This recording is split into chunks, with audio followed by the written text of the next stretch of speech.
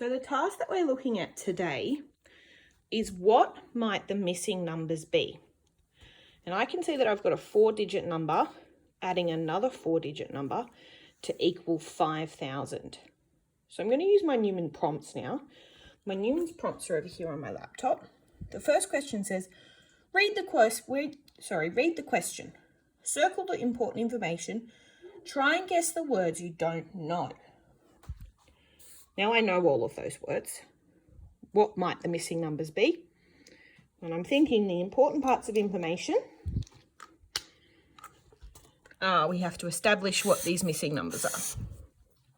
The second question says, explain what the question is asking you to do.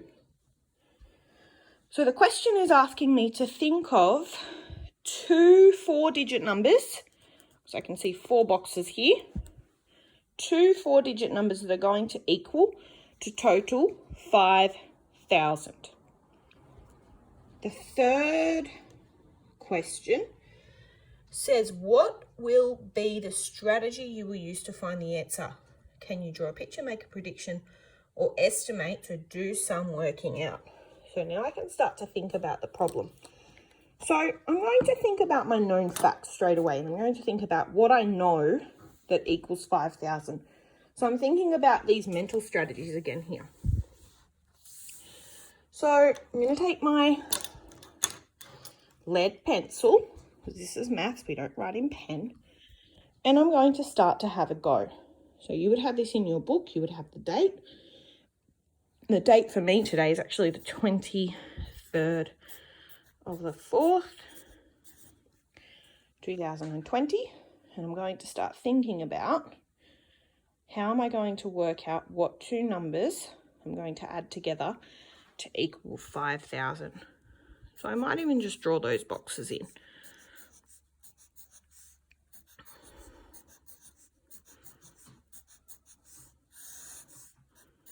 And I know the total is 5,000. Now I can make this as hard or as easy as I want for myself, because I know that 2,000 plus 3,000 is going to equal 5,000. So that's one solution I could have. But I know that if Mrs. Harmon was coming along and marking my book, she would probably come and write, is this challenging? Is that challenging? Absolutely not. So we need to think about how can you challenge yourself. So I'm actually going to take a different approach. So that's correct. That was actually correct, but it was not hard at all. So what I'm going to do, I'm going to come over here. I'm going to write attempt number 1 on this one. And we're going to have attempt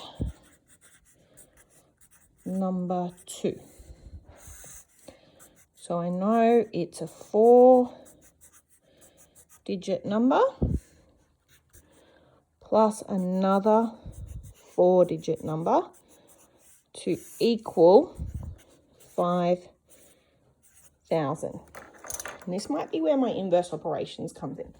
So I'm going to get a deck of cards or a dice, whatever it is that you might have at home. I don't have any dice, I've only got cards. And I'm going to flip 4 cards to get my starting number. And I don't want picture cards. So 7,893. So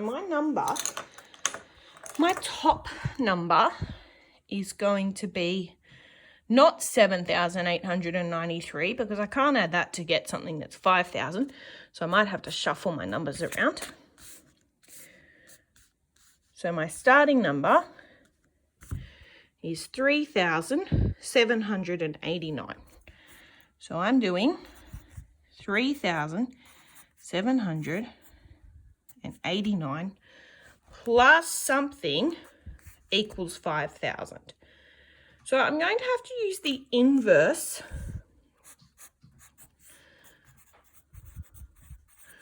operations here to try and work out this missing number. And I know the inverse of addition is it subtraction? Let's have a look up here. The inverse of addition is subtraction. It's the opposite. So what I'm going to have to do is I'm going to have to actually do 5,000 take away 3,789 to work out what this is. So my number sentence now, or my equation or my algorithm is going to say 5,000 take away 3,789. And can you see how I've lined up my columns? I've got my ones under my ones, my tens under my tens, my hundreds under my hundreds, and my thousands under my thousands. So I'm going to start over here. You always have to start on the right-hand side when you're doing subtraction, addition, or multiplication. So my first question is 0 take away 9. Can I do 0 take away 9? No, so I'm going to have to see if I can borrow from the tens column. I can't do 0 take away 8 or 0 take away 80. So I'm going to have to go to the next column and see if I can borrow from here. I've still got 0 hundreds. So I'm going to have to borrow from the thousands column. So I cross out my 5. This becomes 4. And we have 10 hundreds here. Now I still need to get this to be 10 over here. I still need to get it here. So I've got to cross this one out again. That becomes 9, and that becomes 10 here. So can you see how we're borrowing and we're trading? We're passing our 1 along. I still need to get it here. So I'm going to cross that out. That becomes 9. This becomes 1. Now I can start to think about doing my subtraction. 10 take away 9 equals 1. 90 take away 80, because remember this is our tens column, or 9 take away 8 equals 110. 9 hundredths take away 7 hundredths equals 2 hundredths. And 4 thousandths take away 3 thousandths equals 1,000. So according to this sum here, my missing number is 1,211. So I can't go and put it straight into here just yet because I actually need to check if I'm right. So I'm going to check over here. I'm going to write check. So I'm checking my solutions now using the inverse strategy. So instead of taking away, I'm going to add this number. So 1,211 plus 3,789, and I'm going to hope that it equals 5,000. So 1,211 plus 3,789, again making sure all of my columns or all of my numbers are lining up under one another. 1 plus 9 is 10. Put the 0 down. I have to carry the 1. 110 plus 110 plus 8, or 1 plus 1 plus 8 equals 10 or 100, because I know that's my tens column, or 10 tens. Carry the 1. 7. Now here I'm just going to pause for a minute here and I'm going to think about how I'm going to add that up. Now I'm thinking about these mental strategies again. Because I know to be successful I need to select and use efficient mental strategies.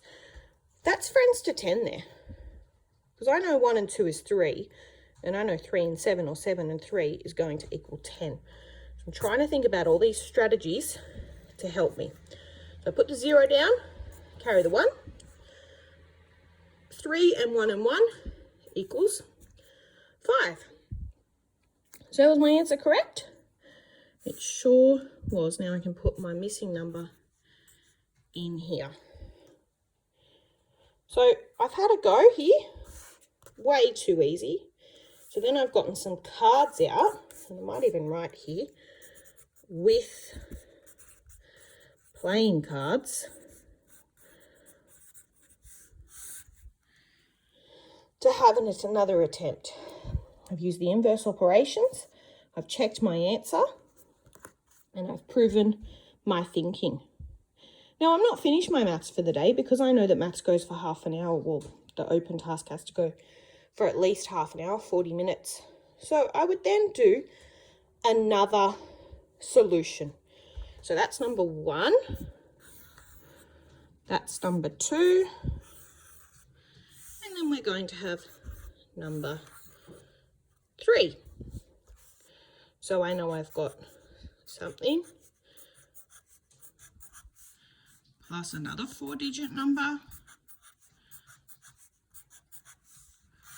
equals, we know it equals 5,000, but I've started drawing boxes, never mind.